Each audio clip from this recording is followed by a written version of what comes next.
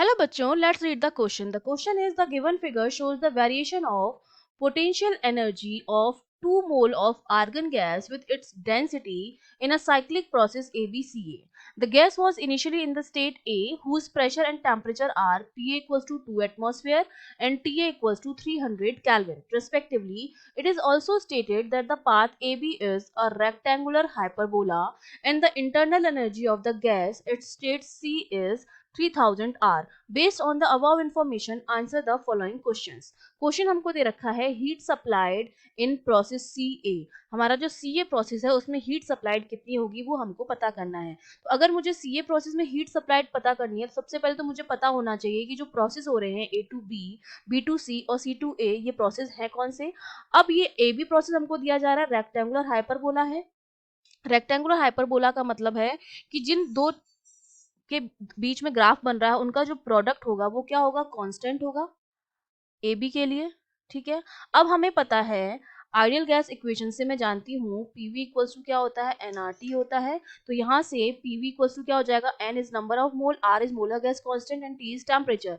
Number of mole is mass upon molecular mass R T. तो यहाँ से मैं लिख सकती हूँ P capital M equals to M upon V R T and mass upon volume is density. So I can write P M equals to rho R T. तो यहाँ से जो रो की वैल्यू आ जाएगी वो हमारे पास कितनी आ जाती है, P M upon R T आ जाती है. तो यहाँ पे U मेरा क्या होता है, एनसीवी डी टी होता है. T इंटू रो हमने कितना निकाला है, पीएम अपॉन आर टी निकाला है, जो मेरा आएगा कांस्टेंट के बराबर. ठीक है. यहाँ से T से T तो कैंसिल हो जाएगा. एन नंबर ऑफ मोल है जो कांस्टेंट है, सीवी मोलर हीट कैपेसिटी है वो कांस्टेंट होती है, मोलर मास कांस्टेंट होता है, आर मोलर गैस कांस्टेंट है. इसका मतलब मेरा जो पी आ गया वो क्या आ गया, कांस्टेंट आ गया फॉर ए बी प्रोसेस. मतलब मेरा जो ए बी प्रोसेस है वो मेरा है आइसोबैरिक प्रोसेस. ये मुझे पता चल गया. सिमिलरली जब आप बीसी प्रोसेस की बात कर रहे हैं तो बीसी प्रोसेस में देखिए आपका U जो है वो कांस्टेंट है. U मेरा क्या होता है, U मेरा होता है NCVT जो कि मेरा है constant for BC process. N number of mole constant, CV molar heat gas capacity constant. इसका मतलब यहाँ से मुझे पता चल गया टी मेरा कांस्टेंट है फॉर बीसी प्रोसेस. इसका मतलब ये मेरा है आइसोथर्मल प्रोसेस. ठीक है. टेम्परेचर जो होगा वो कांस्टेंट रहेगा. अब बात करेंगे सीए की. अब सीए के लिए देखिए हमारी डेंसिटी जो है पूरे प्रोसेस के लिए क्या आ रही है, कांस्टेंट आ रही है. और अगर डेंसिटी कांस्टेंट है तो डेंसिटी को क्या मैं लिखती हूँ, मास अपॉन वॉल्यूम. ये मेरा कांस्टेंट है. गिवन मास तो कांस्टेंट ही होता है. इसका मतलब यहाँ से मैंने पता लगा लिया कि मेरा वॉल्यूम जो है वो क्या रहेगा, कांस्टेंट रहेगा फॉर सीए प्रोसेस. मतलब मेरा सीए जो प्रोसेस है वो मेरा क्या हो गया, ये प्रोसेस मेरा हो गया आइसोकोरिक प्रोसेस. ठीक है.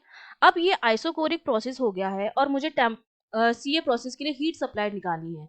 तो ए पॉइंट पर तो टेम्परेचर मुझे पता है कि ए पॉइंट पर मेरा जो टेम्परेचर है वो मेरा 300 केल्विन है जो कि क्वेश्चन में गिवन है. और मुझे सी पॉइंट पर टेम्परेचर जो है वो पता होना चाहिए. तो सी पॉइंट पर टेम्परेचर हम कैसे कैलकुलेट करेंगे, हम जानते हैं कि जो बीसी प्रोसेस है मेरा वो कैसा प्रोसेस है, आइसोथर्मल प्रोसेस है. मतलब जितना टेम्परेचर सी पर आएगा उतना ही बी पर आएगा.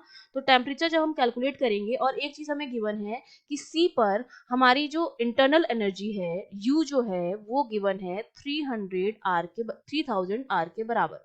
और यू मेरा क्या होता है, N C V delta T होता है जो कि 3000 आर गिवन है. नंबर ऑफ मोल 2 गिवन है. सीवी की जो वैल्यू हो जाएगी वो हमारे पास कितनी हो जाएगी, जब हम कैलकुलेट करेंगे तो हमारा जो सीवी आ जाएगा वो हमारे पास कितना आ जाएगा कैलकुलेट करने पर, एन CVDT 3/2 R और डेल्टा टी के लिए टी लिख देते हैं इक्वल्स टू 3000 R आ जाएगा. तो यहाँ से हम निकाल लेंगे अपना टेम्परेचर. मेरा टेम्परेचर आ गया 1000 केल्विन. ठीक है. ये टेम्परेचर आ गया मेरा सी पॉइंट पर क्योंकि ये जो 3000 R थी वो सी पॉइंट पर थी. ठीक है. तो यहाँ का जो टेम्परेचर आया है 1000 केल्विन वही टेम्परेचर होगा बी पर भी क्योंकि ये प्रोसेस कौन सा था, आपका आइसोथर्मल प्रोसेस था. अब हमें सी पर भी टेम्परेचर पता है और ए पर भी टेम्परेचर पता है और हमें ये भी पता है कि मेरा जो सी ए प्रोसेस है वो मेरा आइसोकोरिक प्रोसेस है. तो आइसोकोरिक प्रोसेस के लिए क्या होता है, वॉल्यूम कांस्टेंट होता है. तो जो एनर्जी होती है हीट सप्लाइड होती है that is the sum of delta U plus delta W from thermodynamics first law. अब V अगर कांस्टेंट है इसका मतलब डेल्टा W तो जीरो हो जाएगा क्योंकि डेल्टा W हमारा होता है P डेल्टा V.